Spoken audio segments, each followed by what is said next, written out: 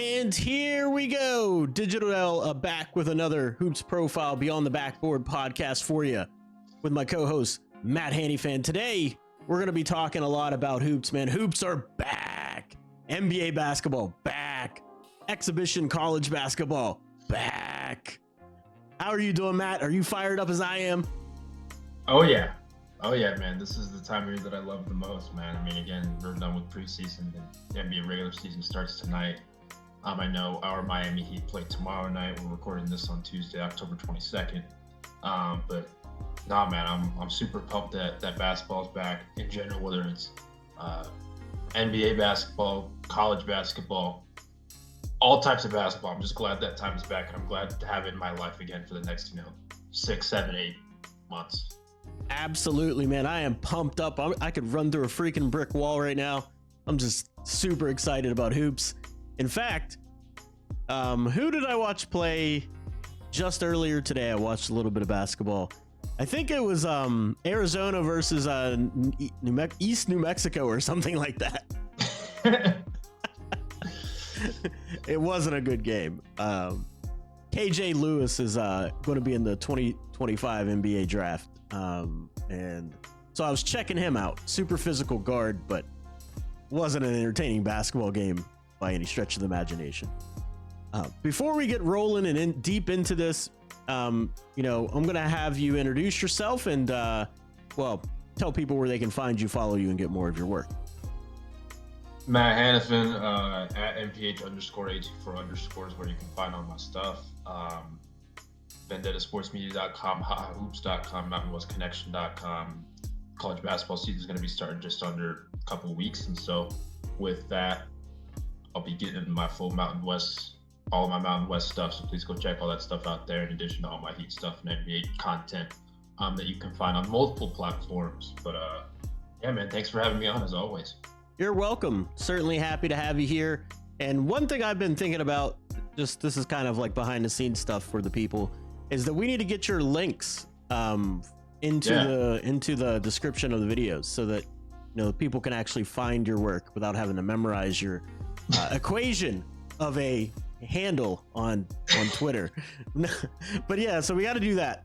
But and yeah, I'm ready to get rolling. Let's start by talking about the LA Lakers 2024 NBA draft picks. They had two of those. They had the most famous one. I'm just kidding. Dalton Knecht, who was, college basketball, like everything, super decorated. And then we have Bronny James. So we're going to talk about favorite. My favorite. That's right. You got it. I mean, the people that follow me on Twitter, that I'm sure, and in the, 5 Reasons, Discord and stuff, I'm sure everybody knows that he's my favorite. Mm-hmm. He's completely deserving of that spot. Correct. But we're gonna deep dive into all of that. So before we do, don't forget to give us a 5-star review on Apple Podcast, iHeartRadio, all that stuff. You can find our work there on wherever podcasts are found, under Hoops Profile Beyond the Backboard podcast. And since we're gonna, college basketball starts after we talk about the Lakers, we're going to talk college basketball today, and we're going to talk about the super duper hyped Cooper Flag and the lesser hyped Knupple. I've heard them pronounce it Knipple, but I can't take it seriously if his name's Knipple. But yeah, so we're going to be talking about him, who's super interesting. So I hope everybody stick around for that. And there's a video out on the YouTube channel for Hoops Profile of Knupple that I broke down the film from their first exhibition game. So go check that out. I'll link that in the video if anybody watches this on YouTube in the video. But yeah, let's get into the LA Lakers. Let's talk Dalton Knecht. Dalton Knecht's super all-world college basketball scorer is the best way I can put it. Is that he was just an elite scorer in college. He's actually more athletic than people initially probably thought. He uses his length well around the rim to finish and even getting his jump shot off. He has such a high release point. But let me know what you thought of Dalton Knecht in summer league as well as, what you remember from college? With him, it was like he went to Rick Barnes. Well, he played under Rick Barnes his final season. I think he played. I want to say it was Northern Colorado beforehand. So he transferred over there. Um, and obviously Rick Barnes is a defensive minded head coach, and like you're not going to get on the floor if you're not going to play defense. And I think he improved his defense throughout the year. But like in this context of summer league, I know what I'm going to get out of him offensively. I mean, he was the 17th overall pick. He was a consensus top 10 pick or a top 10 player in this most recent class, but dropped. Um, he was an older prospect in the class too, or at least relative to his peers, I guess. I mean, he's still like 22, 23 years old. Like he's still a young person, still a young kid who has plenty of room to grow. But the thing that I was watching for out of him in summer league was him defensively. Like again, I know what I'm going to get from him offensively. He's a multi-level shot creator. He's an excellent shot maker. To your point, he's just very cerebral offensively with the ball in his hands. Like he's a solid movement shooter, standstill shooter. To your point, he is, I think, a little deceptively athletic just because like he doesn't move always the quickest, but he's always good. Like he uses his size and his length well around the rim. Um, and he has enough vertical athleticism finish over bigger defenders at certain points. But the thing that I was looking out for was him defensively, and like I can't say I was really that impressed. um I mean, I guess there were possessions here and there where I thought he had solid reps, and then like I don't know how much you've watched of him in preseason. It's the same thing, kind of, the same takeaway. Like, okay, like they're like it's not for a lack of trying, but for him, I think it's like he doesn't have great foot speed. Um, he bites sometimes, like bites on shot fakes, bites on double moves and stuff like that. And so like that's where I'm a little bit more concerned with him, and I think that's where he's going to really buy in and try to grow over time because I know how special of an offensive player he is, and that's not to take away from his offensive ability, but like if he's going to get rotation minutes, which I'm guessing he will at some point, maybe not at the start of the season, like how you neutralize him is you put him in screens, you go at him defensively, and that's what I think teams will do. So that's specifically what I was looking out for because he's such a good offensive player to where it's just like I know he started out rough, especially in the California Classic, where like there was an acclimation period with him, but I think he got better as time went on, and then obviously you saw it toward the end of his stint in Vegas, where like he's one of, if not the best player on the floor at any given moment. And like I know that's the potential with him. And obviously in preseason he scores 20 straight points against the Suns in the fourth quarter at OT, resulting in 35 points. But like specifically with him, like I'm just really watching his defense, and that's just something I'm gonna keep watching with him as just as an evaluation perspective because it's like I want to see him grow, and I think again it's not for a lack of trying. I just think there's some deficiencies in his game defensively to where it can be exploited against above average athletes, against above average shot creators, against just above average NBA players. And so, Right. in this kind of context where you are surrounded by Anthony Davis, who's one of the best defenders, if not the best defender on the planet, where you're surrounded by some of these other guys like LeBron James, like how are you going to step up defensively when your team needs you? I think there's a potential for him to get hunted a little bit when he's on the floor. And I want to see growth of that part of his game. Um, Even though like he may only become an average NBA defender over his career. But I think that's a step in the right direction, or that would be a step in the right direction comparatively to where he's at right now. Yeah, no, you actually make great points. I mean, that's definitely the weakness to his game. I mean, his foot speed is very slow offensively. Whenever we say sneakily athletic, he's a long strider, so like he's pretty fast. Like when he builds up speed and he can jump, like he's got a lot of vertical athleticism, but his lateral quickness is not there. Like his foot speed is slow. It shows up off the dribble a lot, even on the offensive end. So it's definitely going to show up on the defensive end. And so, I mean, he does give effort, he does try, but I don't even think he's super instinctual defensively either. So it's not like he's making up for it with like these great instincts. So I do think he's going to have trouble there. But you did make an interesting point that he has Anthony Davis behind him who cleans up for a lot of mistakes. So they can scheme around that, I think, when he's on the floor, And one of the other things that I was going to say about Dalton Knecht specifically, in Summer League, his offense to me wasn't even like spectacular by any means. But he's a professional scorer already because he does it in so many different areas of the game. And he got to the foul line 5 times per game almost between the 2 Summer League stints that they had. So I think he's going to be just fine there. He rebounds the ball. You know, he'll get you like 5 rebounds per game, a couple assists per game, just for how much he's going to, you know, shoot and draw attention with his shooting. And also one of the things in college that I personally worry about him in the NBA is his ability to create off the dribble for himself. He was barely able to do it in college. So in college, he was just athletic enough laterally to create his own shot.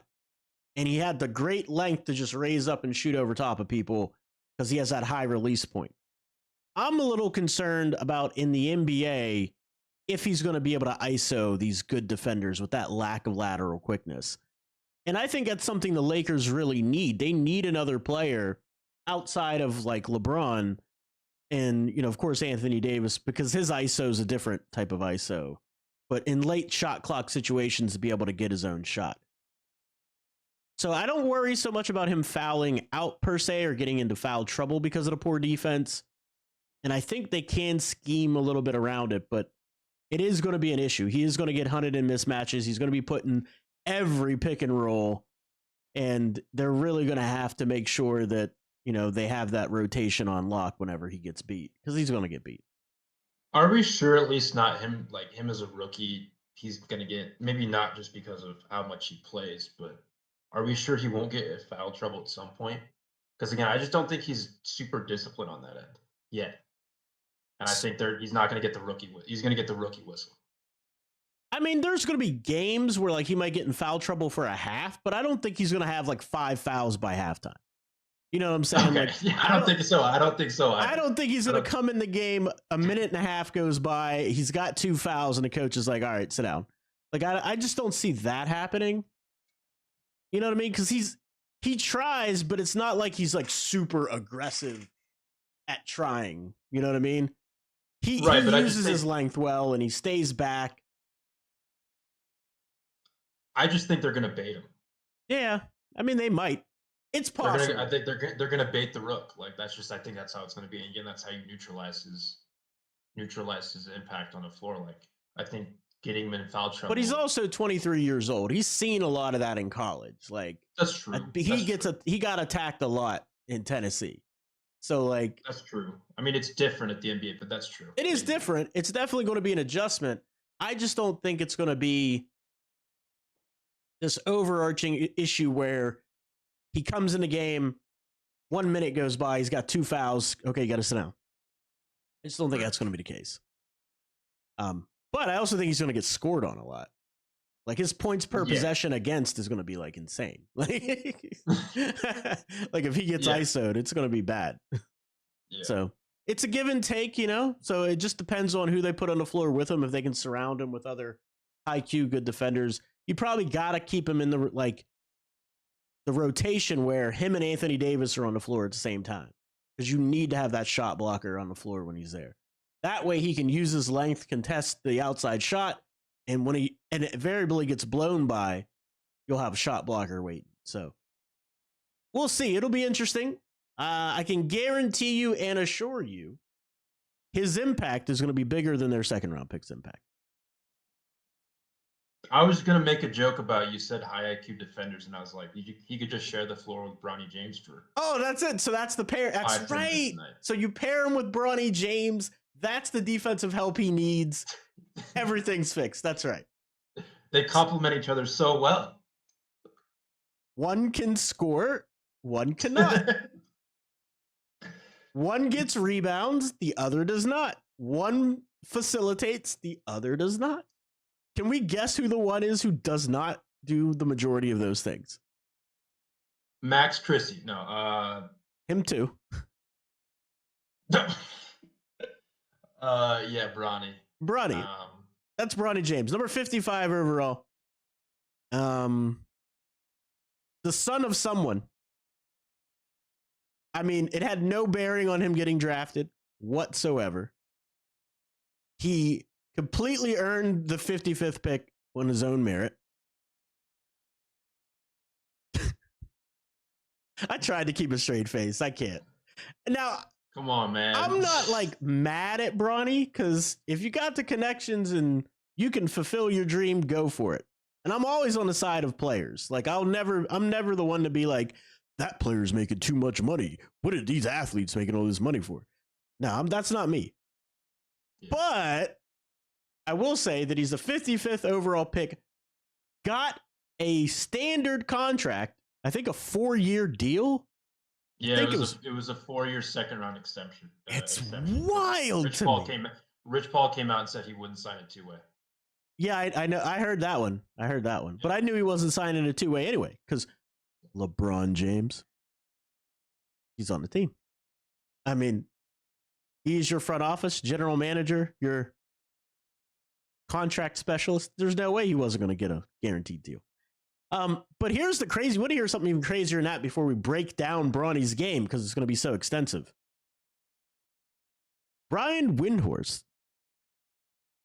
says that it's a good possibility come the second quarter of their first game that Bronny James and LeBron James will share the floor together. He's getting rotation minutes in the first game. Did JJ Redick leak the rotations to Brian Windhorst? I have no idea. Together, but what exactly? I have no clue. I have no clue where that would even come from. But if it's true, hold on a second. I want you to riff a little bit about what you think about Bronny because I got to look at some stats up real quick, and I'm going to hit you with some stats. But go ahead, tell me what you think of Bronny James. I mean, his offensive game, you and I have talked about this, on air, off air, multiple different ad nauseum. One of the most important things to a player's development is live game reps. That actually might be the most important thing, but right. Barring none, it's one of the most important things. The thing with Bronny is obviously there's, a very bad health scare when the summer of 2023. Right. Thank goodness that, he's alive and he's healthy and all that stuff. For sure. I know he missed part of the season at USC. It's good to take that into consideration because that's a life-changing, that's a life-threatening scare that he had. Absolutely. And so the fact that he did miss some time, he was able to come back and play. I think that's miraculous in and of itself, but it can't be lost in the fact that he was also playing with two guards, Boogie Ellis and Isaiah Collier, who was a former. He was a first-round pick this last year in this most recent class. In this most recent draft, he was a former top recruit out of high school. He was a highly touted guy. Boogie Ellis was another guy who was there for a while. I believe he went undrafted, but just two ball dominant guards who he played with, and the thing with Bronny is he just didn't get that many game reps over a reasonable, not a reasonable, kind of a smallish sample, but enough of a sample to where it just wasn't enough for me to convince me that he should have declared to the NBA. Well, that's his decision. I'm not going to criticize his decision about, wanting to go play with his dad or wanting to go to the NBA after just 1 year. He made the decision that he thought was best for him. But in this context, when you watch him in summer league, I just wasn't very impressed. I didn't see much growth. And obviously, you and I both watched, the combine scrimmages and whatnot. It just wasn't there were maybe possessions, individual possessions where you're okay, that's not a bad read or that's not a bad play or something like that. But there was never a full game, or there was never even a full half most of the time where you were looking and being all right, that was a really, really good half from Bronny James, or a really, really good game from Bronny James. And then most importantly, there wasn't that stacked together. Right. And so that's where it's just there wasn't much game reps for him. And again, he only averaged, 4.5, 5 points in college. There just wasn't enough. And he is a smaller guard. He has good length with a 6'1" with a 6'6", 6'7" wingspan, something like that. Yeah, his wingspan is what makes it. Like you said, his wingspan is huge. but he's only 6'1". Right. And so like he is a small guard, and small guards with that kind of track record coming out of college, like it's gonna take a lot of time Yep. to develop, and it's you need live game reps. And like I think we've belabored this, people have belabored this, like I think he's gonna spend at least the first year, 2 years in South Bay, or at least when that season starts up, which starts up in early November, like the majority of Right. his time there when he's not getting game reps with the Lakers, because like again, he's going to need game reps to develop as a player, because that's the reality of the situation. And like Right. there were times, like especially throughout summer league, where I like he's a guy who I like his instincts defensively, but like Yeah. that's the best part of his game, and it's not like an elite trait. Like it's a solid trait for sure. It's something that he can build off of, but to be a functional NBA player with that kind of experience, like you need some offensive game. And like there's just not enough there right now for me to be a believer. That can obviously change in a 2 or 3 year span for sure, but he's still really, really raw on that end with a really inconsistent shot. And yeah, he might be lighting it up in preseason, or like he might light it up for a game or two in preseason or in summer league, but like he just needs the reps. Now he Like I don't definitely does. care what his stats are at the end. He just needs the reps. And that's why I said he should have stayed in college, because For sure. he'd be able to 100%. have way more reps, way more like time to work on his fundamentals and grow his game. And now here's why I say grow his game, not just because he's only 6'1" like me. I'm only 6 foot. He's an inch taller than I am. And so here's the thing.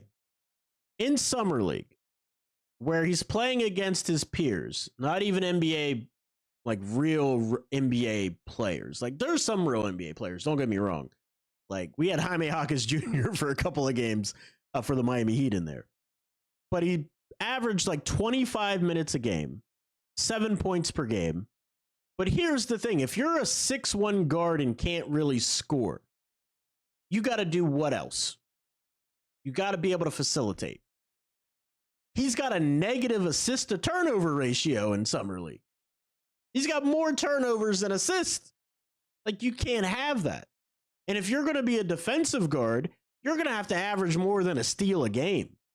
Like I understand he plays solid man-to-man defense, but you got to do better than that. And when you get to the free throw line, you got to shoot better than 60% from the free throw line, better than 13% from the three-point line. Like these numbers are abysmal. I'm not saying they're bad. I'm not saying they're average. They're abysmal. And so I think that he's been done a great disservice by his people that said, yeah, this is a good idea. Because if he does play like real NBA minutes against real NBA competition, it's not going to be pretty. So in the preseason, his first game, he played 13 minutes, 0 shots. He took 1 3, 0 for 1. He had 2 rebounds, no assist, no steals, no blocks, 4 turnovers. In his second preseason game, I'm going to skip that because it was only 6 minutes of game time. Third game, 9 minutes of game time. Again, 0 for 3 from the 3. 1 rebound, 0 assists, 0 steals. His best game, there was headlines everywhere. Bronny James scores 17 points. He scored 17 points on 7 for 17 shooting from the field. 1 for 5 from 3, 20% from the 3-point line. And he had 1 assist and 2 turnovers. Again, a negative assist to turnover ratio. How can you be on an NBA court doing that? What other player would get away with being able to do that? I don't know. I've never seen it. I've never heard of it. You're trying to tell me he's better than Keyshawn Johnson, Jalen Bridges. Like, what pick was Wells from Memphis? What pick was he? I can look it up. I don't remember off the top. Yeah, I don't remember off the top of my head either, but I don't think he's. Let's look it up real quick. So bear with us. We're gonna get you some stats. Take that for data. All right, NBA draft picks 2024. And we're going to go down 55th pick, Bronny James. I want to say it was in the 50s for Wells. But okay, yeah, Wells was much higher. Okay, he was higher. All right, but so Bronny James, Kevin McCullough went, Ulrich Chomsky went, and then the Ariel Hukporte from for the New York Knicks went. And then the undrafted guys. And there's quite a few good undrafted guys out there. So I'm not saying that it was like an egregious reach.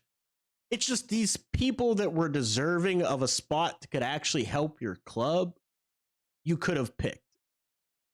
Now, in the grand scheme of things, you're keeping your all-planet superstar happy. Maybe it's worth it. But on the court, I don't see it being worth it at all. Your final thoughts, wrapping it up before we move on to college basketball. I hope they do a good job developing him. Like, I genuinely want to see him succeed. Like, this isn't coming from you and I, obviously. Like, this isn't coming from like a place of like, hatred or anything like that. Nope. He's just not there right now as an NBA player. He's just simply not. Nope. And so, like, I hope he gets the reps that he needs to be a successful NBA player. And like, he may never be like an all-star or anything like that, but like maybe he becomes just an impactful role player, both offensively and defensively. But there's still a whole lot of work that needs to be done for him to be that kind of player on a consistent basis at his size, with his type of experience that he has right now. And so hopefully he's able to get those game reps in South Bay, so he can, be a functional NBA player at some point during his career, because it's going to take a while just to develop all that stuff and to get all that stuff and mold that and mesh that into, an impactful role player. He's going to have to be able to facilitate way better. He's going to have to be able to shoot the three ball way better. He's got work to do. I hope he does. I watched his whole high school career, right? Like, I was rooting for the kid the entire time. I was rooting for him at USC. I watched like 8, 9, maybe 10 games when he was at USC. So like, I watched a lot of his games. So one, it's definitely not coming from a place of ignorance. And two, it's definitely not coming from a place of malice. Like, I really wanted it. But it was a gut punch whenever he said he was putting his name in the NBA draft. Because I was like, who gave him that advice? Like, I was like blown away by like just the decision to do it. And so, I mean, it would have been better for him to hit the transfer portal, but also I wonder if he wasn't liking what he was hearing in the transfer portal. So like, that could be a part of it. That could be a part of it too. So I don't know. I hope it works out for him, but long story short, I'm not thrilled with the pick. How's that? Is that succinct enough? Yes. But we did mention we watched 10 college basketball games on Bronny James last year. This year, in 2024, for the 2025 draft, on playback.tv/hoops profile, we'll be watching college basketball games all year together. I will be breaking down the top 60 players or so in the draft. If I can get through more, I will get through more. And I've already put out 2. I put out Cooper Flag because they had an exhibition game against Lincoln College and HBU in Pennsylvania, and Cooper Flag, Con Knuppel, Isaiah Evans, I believe, is the other guy, and then Molich is the 5th guy. They got and Tyrese Proctor, he's the returning player. So they have 5 players in the top 40 of the 2025 NBA draft. And let me tell you something. Cooper Flag, real deal. Con Knuppel, real deal. That kid is good. And Cooper Flag, I like I see what everybody's talking about. On the Olympic team, they were raving about him. All the NBA players were raving about him and Jaime Jaquez Jr. in all of the scrimmage practices. And you can see why. It's 6'9", 205 pounds, that handle. By the way, go check out the breakdown on Hoops Profile on YouTube. It's up now. Him and Con Knuppel, they're both up. That wingspan, man, and his mobility for his size and his athleticism is just excellent. And he's got a wonderful jump shot. Your thoughts on Cooper Flagg? Real deal or not?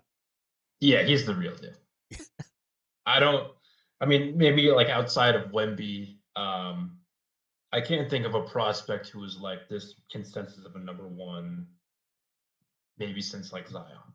Yeah. Even like that, and that just because I mean that's not a knock on like Ace Bailey or Dylan Harper or Edgecombe or whomever, but like I think Cooper Flagg is like the real deal. What he can do defensively at his size, 6'9".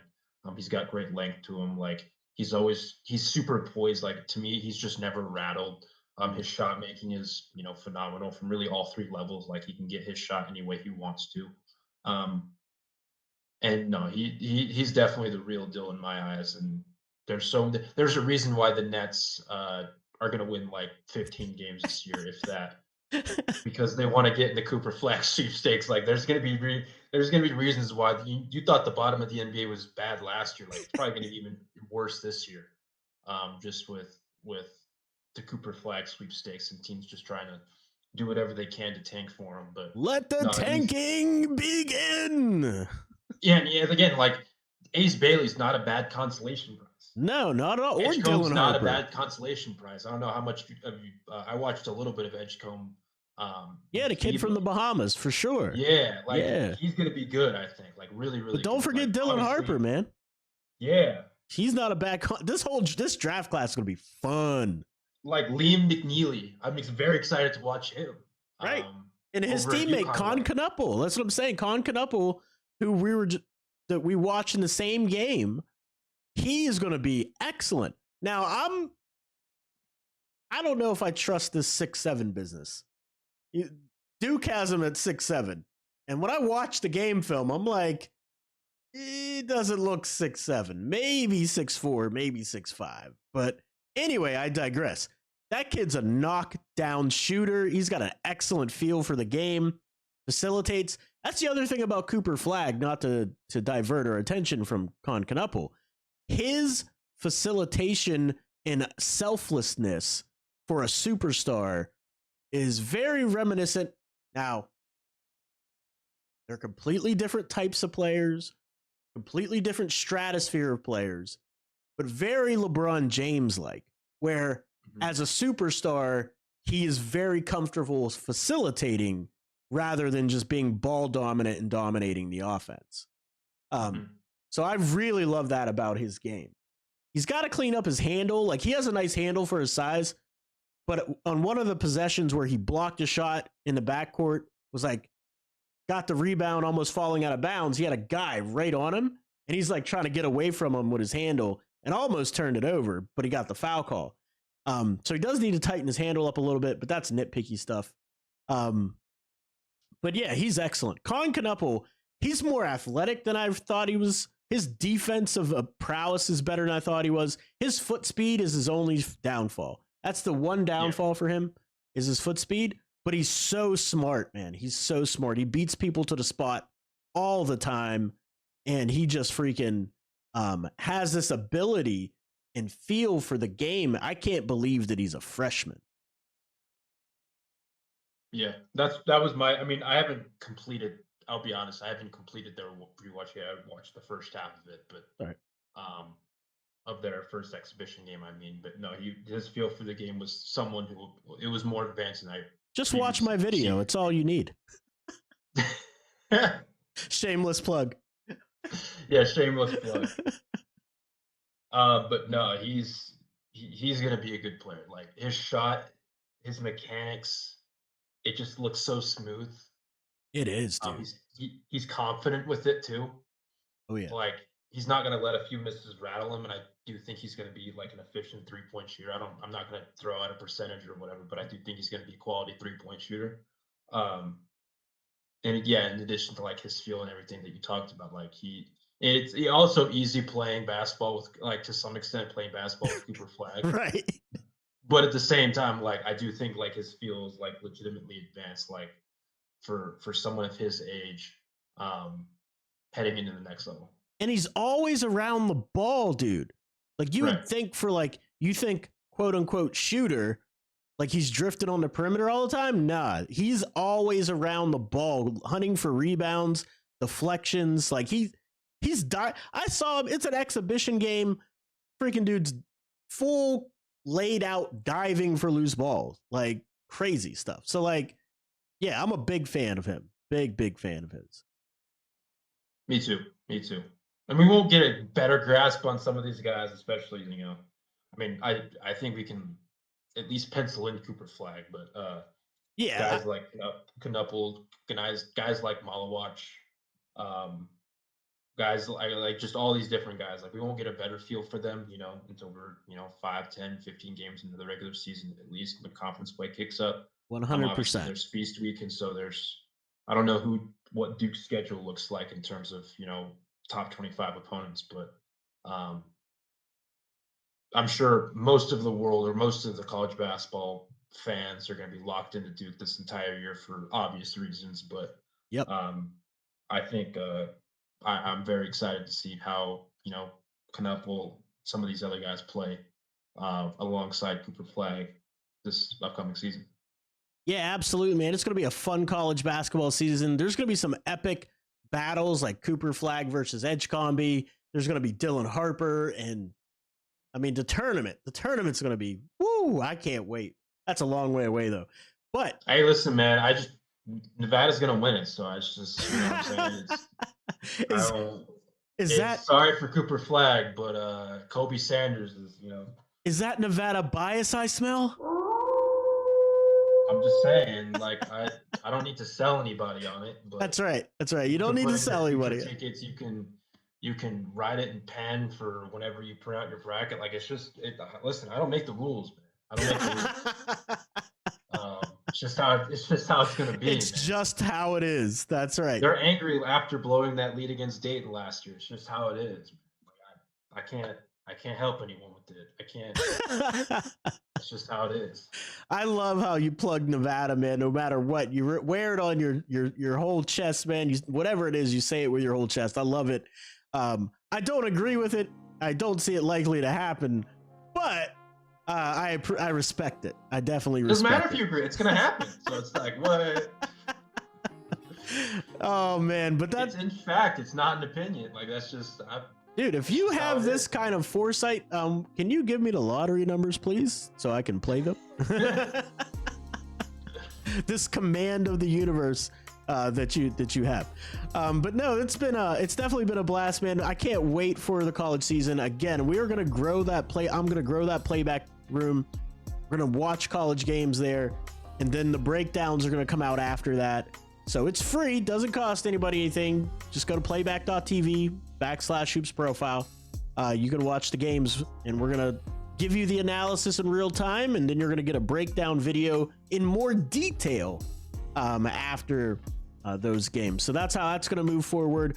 We're going to be doing this podcast once a week during the season because Matt's super busy, as you heard in his intro of all the places that you can find him. He's going to be super duper busy, which is always a good sign. And I also will be super busy doing this, growing our channel and 5 Reasons Sports contributions. Speaking of, I'll be on the post-game show tomorrow night for the home opener. So I'll be doing that with me, Greg Sylvander, and Sean Rochester? Maybe. Can't remember the third person. But that is tomorrow, so don't forget to like and subscribe. Also, don't forget to follow, become a member on Playback.